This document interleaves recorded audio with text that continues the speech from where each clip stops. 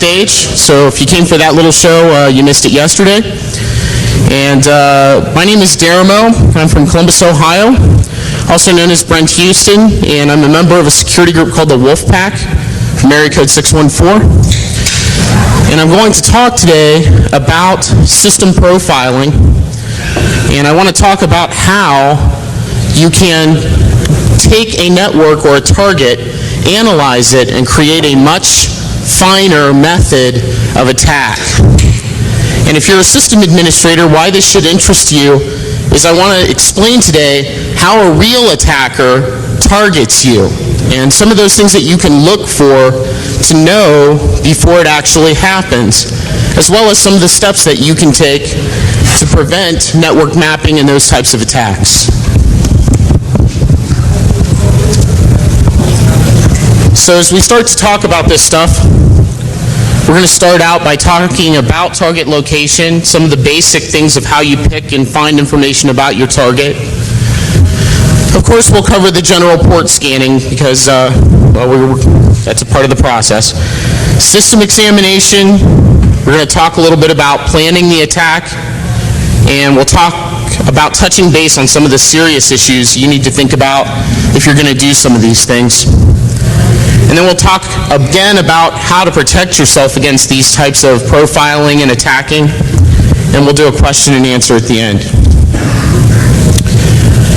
So a couple of things to start off with, just generally to help you decide whether you want to stay and see this or go see something else.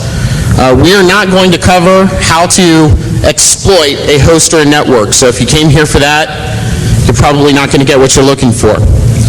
We are going to give you an introduction to the basic and intermediate network mapping and system profiling. And you're going to hear a little bit about, from granted my biased point of view, why that's a very important and indeed a very sexy part of learning about networking.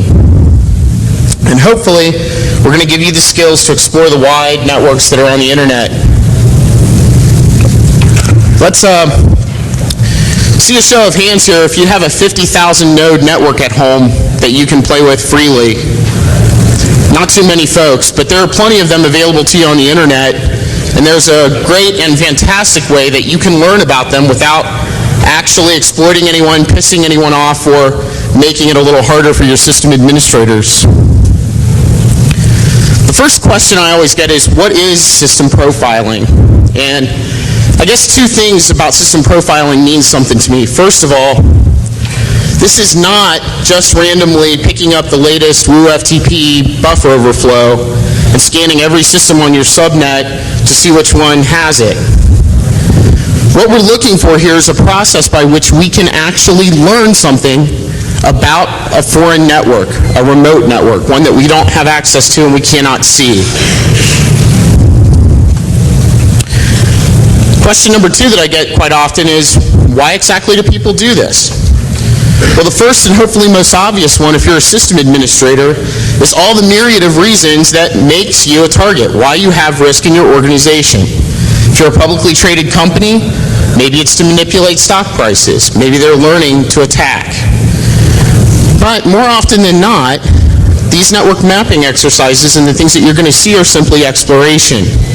And they are, what I want you folks to learn today, is that this is a great way to go out and learn about networking and to get a close-up view of what a myriad of conditions and configurations look like. So I guess the last question I get quite frequently is, what is it that we're looking for when we do system and network profiling? And I can't stress enough, the number one goal is to build an intimate knowledge of the network layout. This is the whole point, and I don't... On now? No. How about now? No.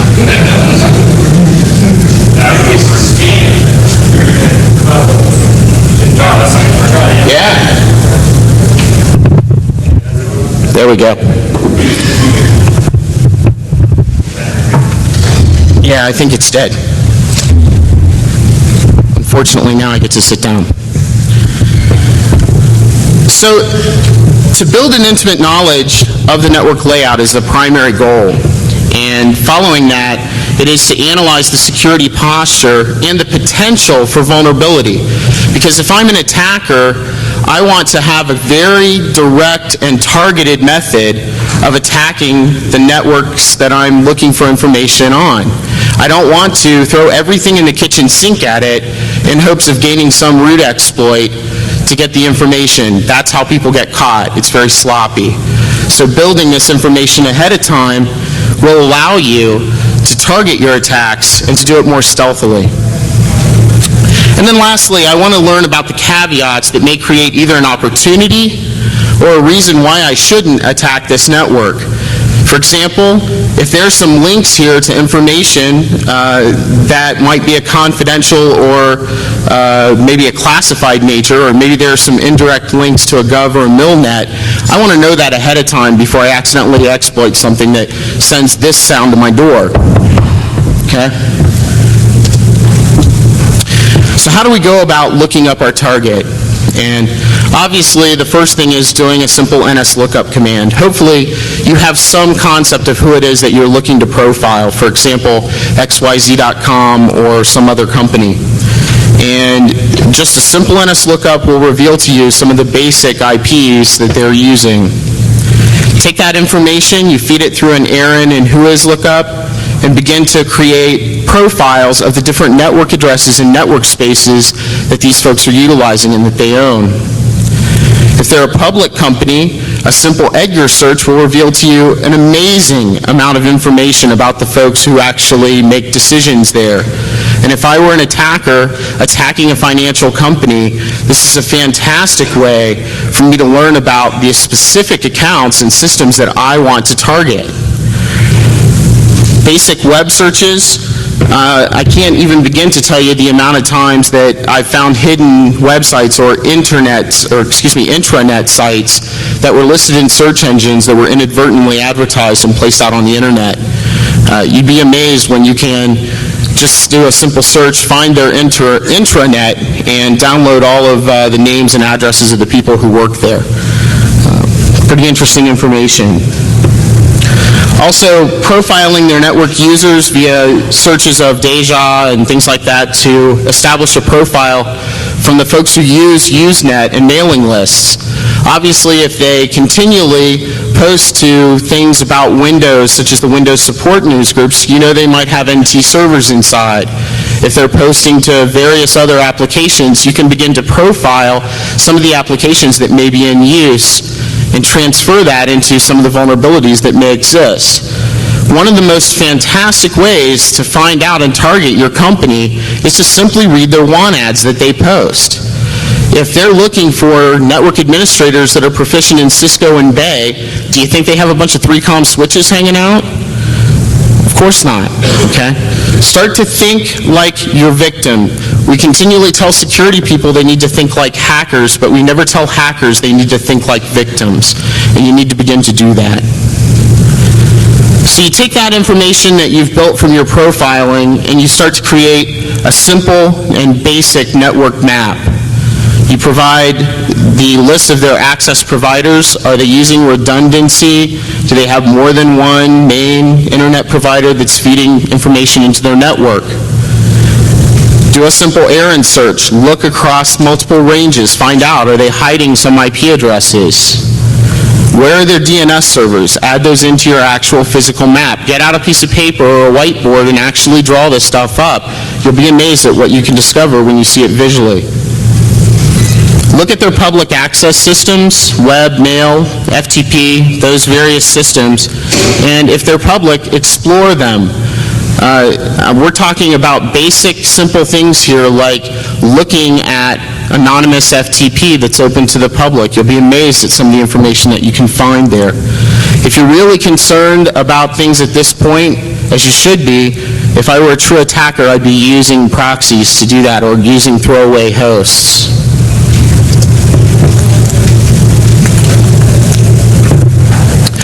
Now that you have your basic network map of where their basic web and public servers are, as well as their DNS, you want to look for the not-so-public hosts and servers.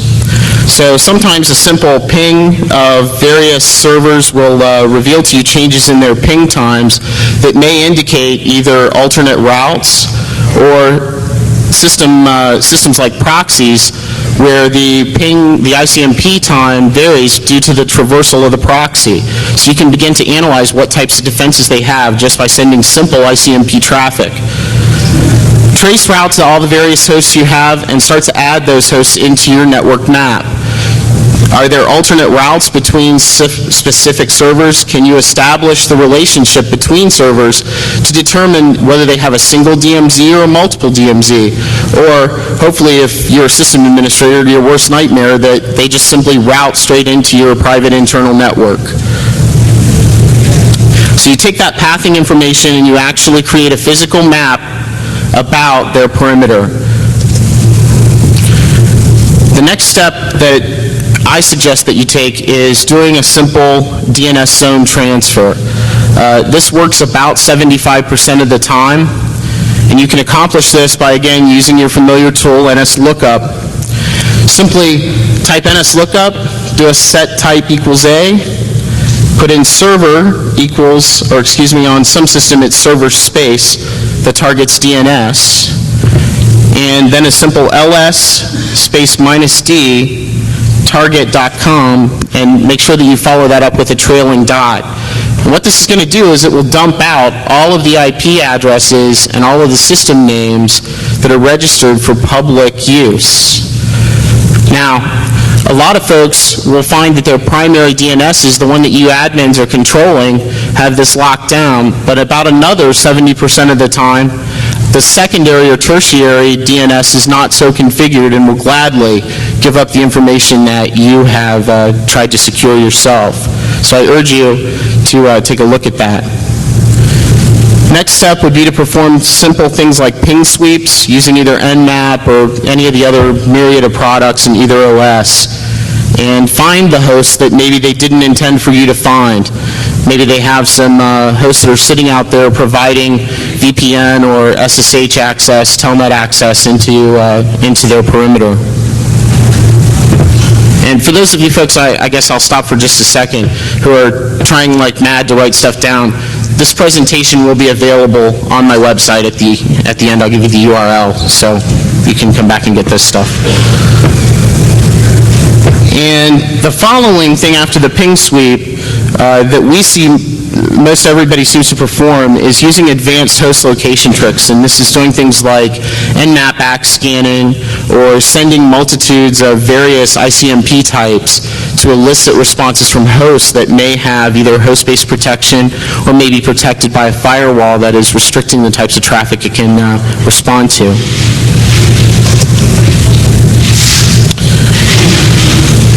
I guess I want to take a moment and talk about port scanning techniques. And the first thing is, we get asked continually why systems on the internet are port scanned. And I want folks as attackers to start to realize that it is simply a beginning to identify what system processes are in use. And I say it's a beginning because things are not always as they appear. I can't count the number of times that I've set up some other service on port 80 and I watch people continually throw HTTP exploits against them, even though there's not even an HTTP server running there. That's why I want you guys to understand that it is simply a beginning to that process. And to perform port scanning, there are a myriad of tools, or if you really want a good challenge, take libnet and write your own. That'd be kind of fun. It's good exercise. And if you still don't have many ideas about how to accomplish this, just a simple man space nmap will cough up all kinds of ideas. So to perform the actual port scan, you can and should always use a throwaway host, and that may simply be enough. Some hosts are not configured to resist or to log any port scanning attempts, and you may be able to simply accomplish your goal with a throwaway host. The other thing that a throwaway host can tell you is if you port scan once and you get X set of results, and you port scan again from that same host, and you get a different set of results, you may find that they have adaptive defenses in place, in which case it's much better to find that from a throwaway host than from your real attack host, as you may then be blocked out of their network or added to some of their other defensive measures. And the key point here is that when you start looking at some of these clever things that you can do with Nmap, is remember that it may bypass a firewall or an IDS, but that as a network administrator, it also raises the bar.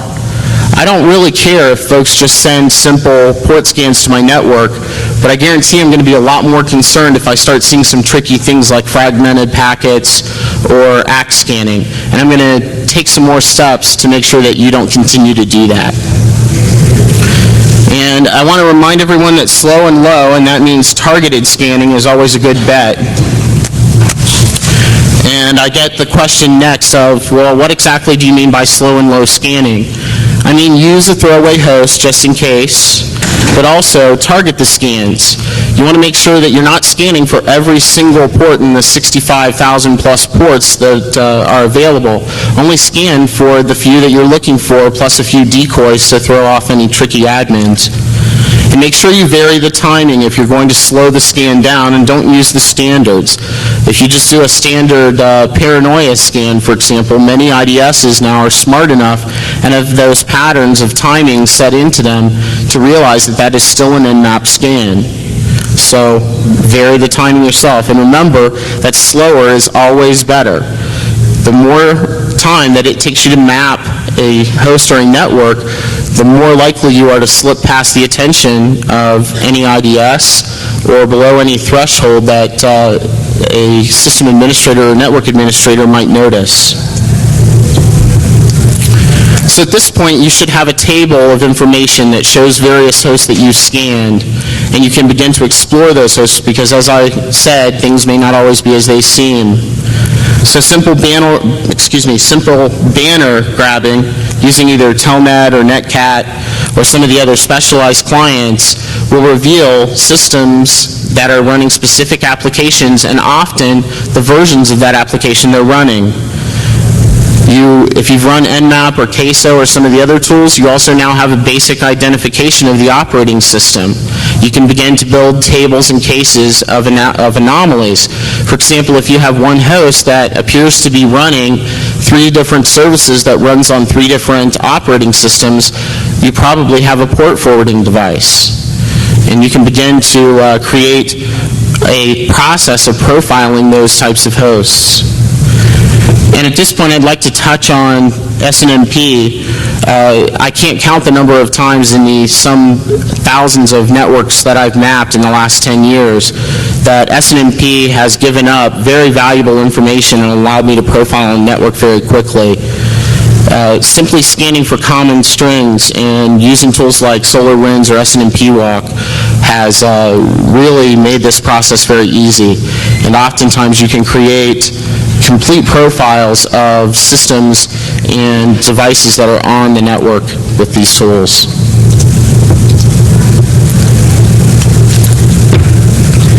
Now that we have an understanding of what systems are available, what their operating systems are, and what they're doing, the next step in actually attacking or learning about this network is to do user enumeration.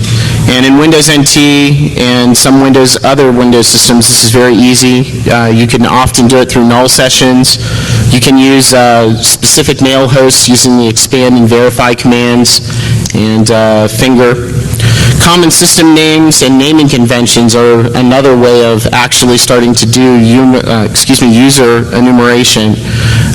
For example, if you've noticed that folks have named all of their users first initial last name as a naming convention, it's not too hard to start to guess some of the basic and common combinations. Starting to look at public file shares, maybe mount up some of the anonymous shares that are available on their network. This is very, very common. It's so common, in fact, that it actually made the SANS top 10 list. Then performing things like browsing the registry and system settings, and there are many tools to do this, Dumpackle included.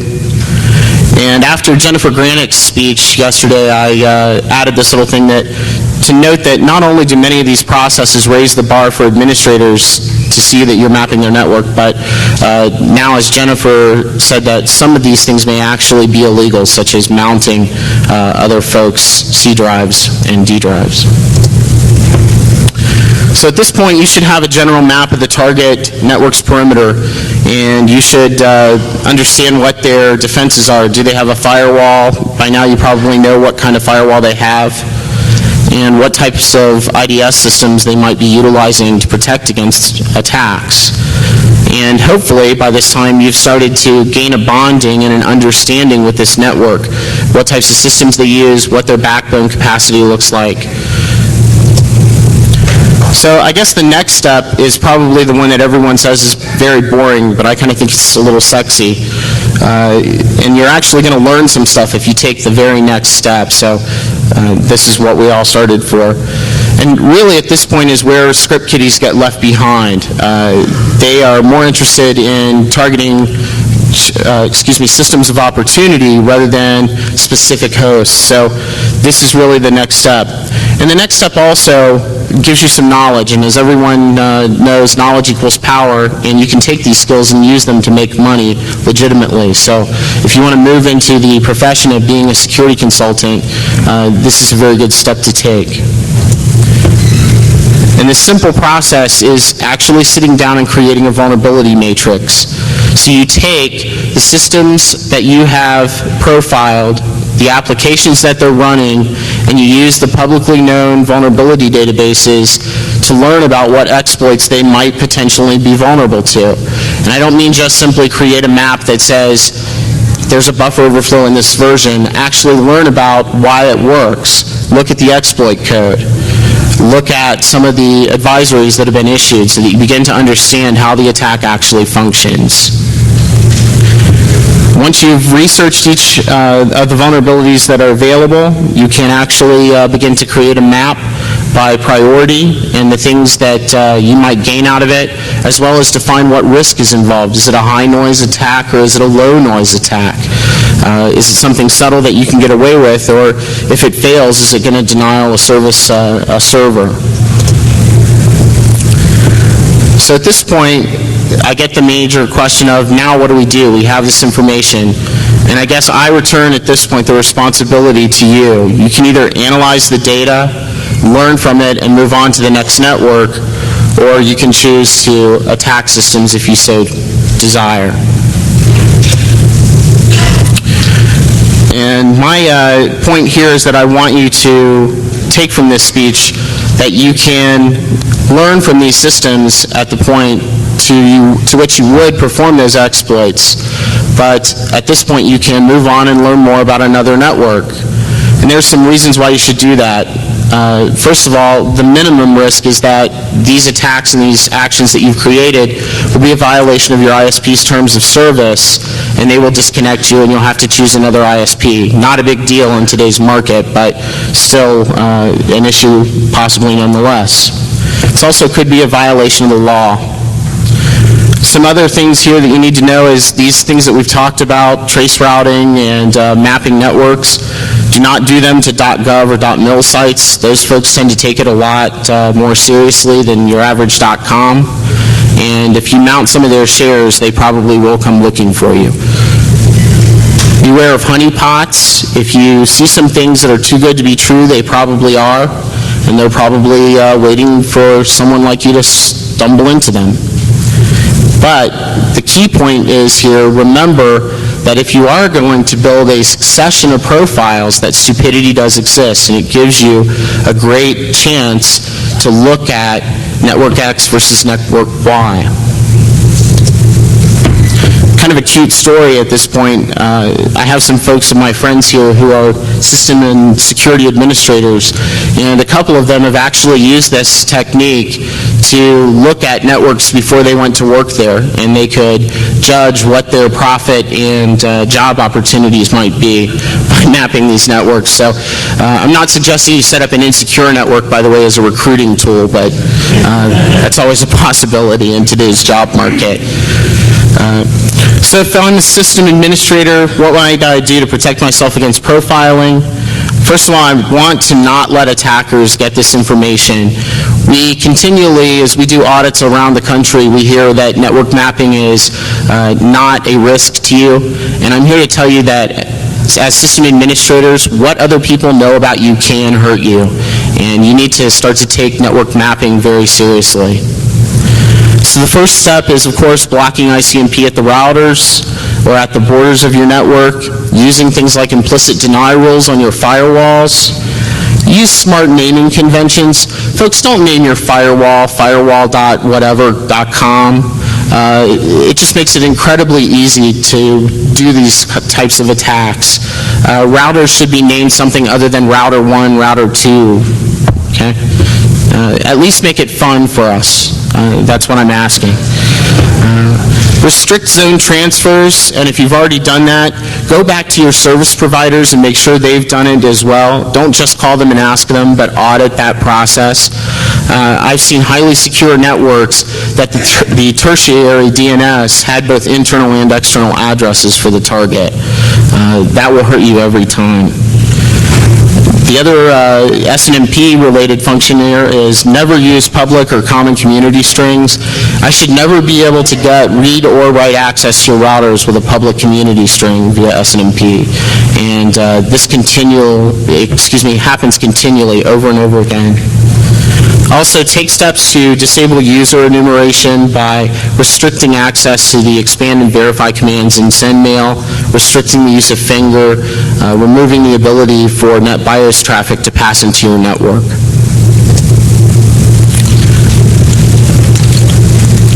Begin to educate your users.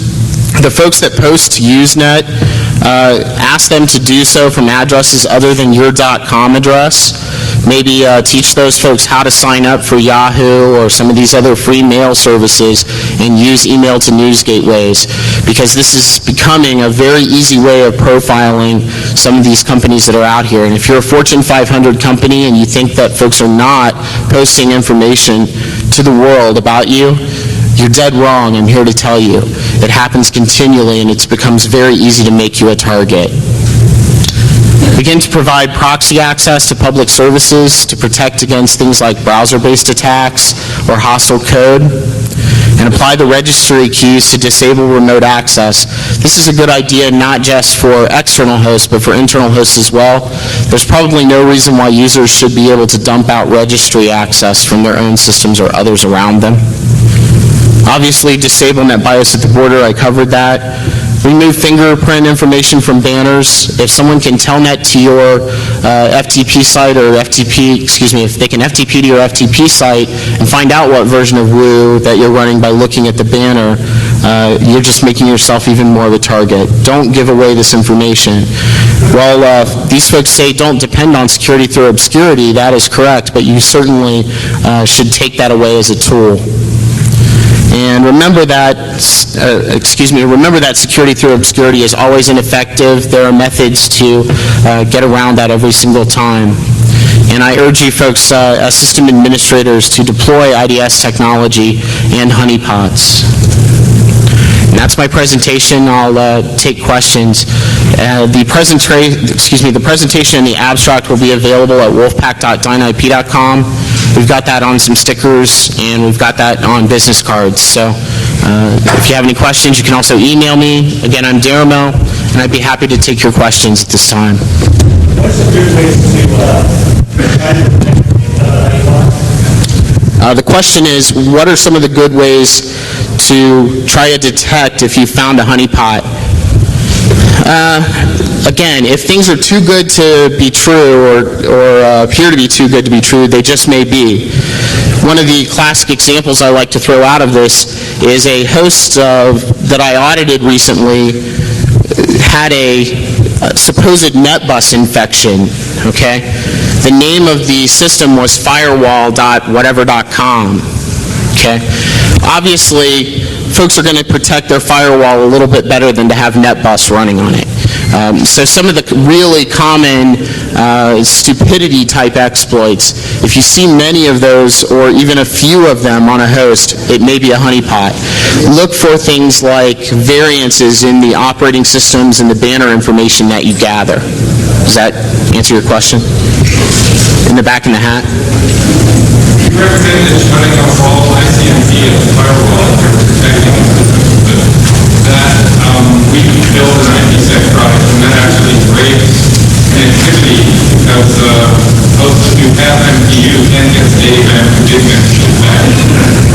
It actually means that once you send a big ASPAM down, you never get back and it never retries. It's fundamentally locked up. Good point. The gentleman's point is that sometimes blocking ICMP at the borders will break other things. For example, excuse me, a little bit of a headache.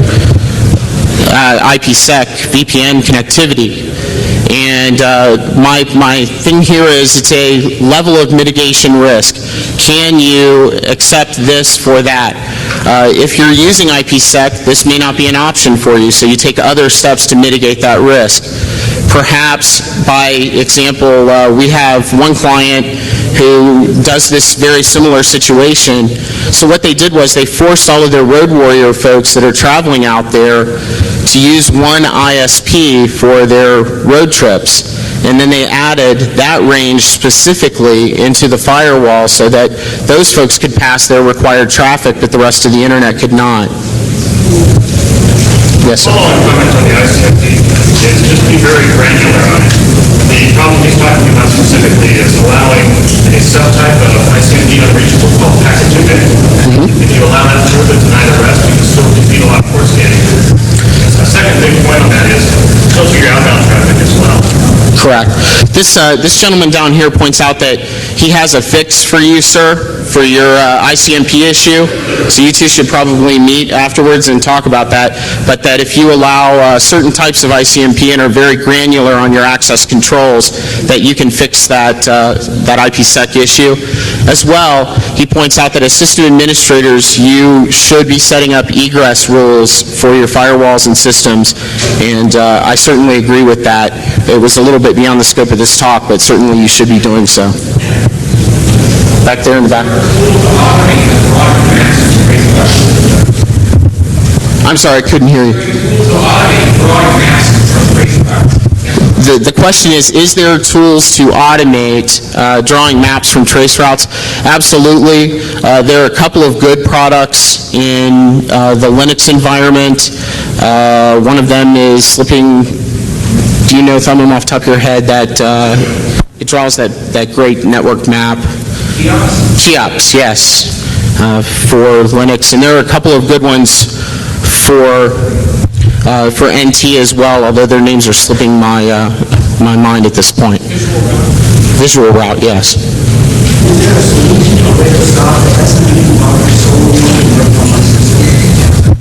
His question is there a way to keep SNMP tools like SNMP Walk and SolarWinds from working on your system?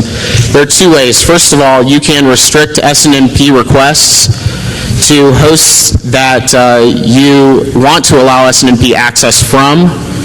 You can also change your community strings to something other than the common ones. If you come up with an inventive one, they won't be able to dump your information unless they know it. Other questions, comments, concerns?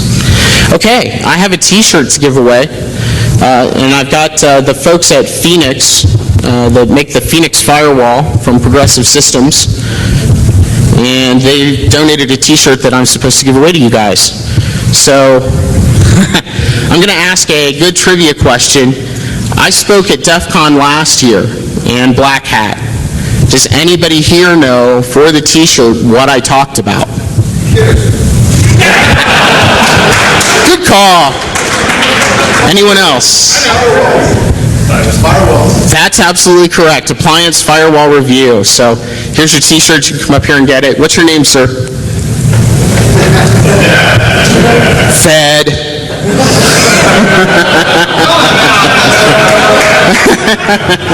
Congratulations. Folks, is the next speaker here yet? Okay. Yes, sir. Can you tell us your report about appliance firewall? Wow, I wish I had a penny for every person that asked me this. The last year's report on the appliance firewalls did not get posted. We began to do so and were litigated against, and our lawyers never worked it out, so we did not post. It seems that when specific appliance firewall creators send their product to you for evaluation, that you are not allowed to publicize the results of that evaluation without their express written consent in advance. Which ones? Yeah, I wish I could say that, but my attorney tells me that I shouldn't talk too much more about that, so I apologize. I think it was firewall. It might start with an N. Does this mean we shouldn't trust any of the appliance firewalls? No, there are some great appliance firewalls out there, and in actuality, if you have been watching the firewall market, some of those products have matured to a fantastic point. There are some great ones, like, for example, the Phoenix firewall that I just gave the t-shirt away for. Those folks have become a larger company now, and they've done a great job with it, as have some of the other folks like WatchGuard. And if you've looked at any of the new revisions of the Cisco PICs, which I recommended last year, you Cisco folks have been busy and have actually fixed about 90% of the issues that I pointed out. So those folks deserve some attention as well. Okay, that's it. Next presentation. Thanks for coming out today.